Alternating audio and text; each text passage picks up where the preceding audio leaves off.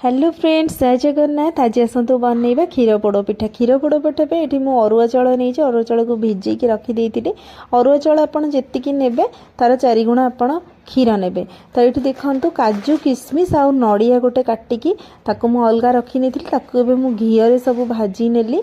काजू किशमिश आ नड़िया को ये लंबा लंबा काटी आउ किछिटा छोट छोट स्क्वायर स्क्वायर करके भी काटी। तो ये देखो मु गोटे कढ़ई नहीं, कढ़ई किसी चीनी को फर्स्ट मु कैरामेल करनी आउे ये मु क्षीर देइछि।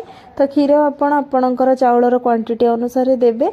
आउे अमूल टिके देइछि जोटा कि आपणकर टेस्ट और बहुत बढ़िया आसीबो। आपन चाहे मिल्क मेड भी दे पारिबे। तापरे एथिरे मु जो भाजी की रखी थी काजू किशमिश आ नड़िया ताकू पकेदेली। तापरे आमे एथिरे चीनी दबा। चीनी आपणकर चाउलर क्वांटिटी देखिकी देबे। तापरे एथिरे आमे गुजराती गुंड दबा आउ लुण भी टिके आपण देबे कहीं ना मिठा आसबनी जदि आपण लुण न देबे।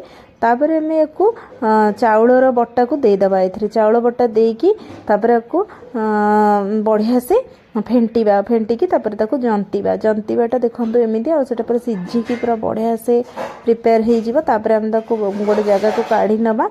एबे आमे कोन करिवा सेम कढ़ई रे पुणी घी देकी आमे कोन करिवा एथिरे घी दबा। घी देकी तापरे से जो जंतणी थी से जंतणी को आमे कढ़ई रे साइज करके रखिबा। पानी हाथ होइकी ऊपरटा को आमे साइज करनबा। आ तापरे देखंतु मु जो नड़िया काजू भाजी की रखी थी ताकू मैं ये ऊपर सजेकी दे देली। आमे चाहिए दी पट जाक भी करि परिबा आ नले गोटे पट भी आमे एमती आंचरे बसिकी ताकू करि परिबा।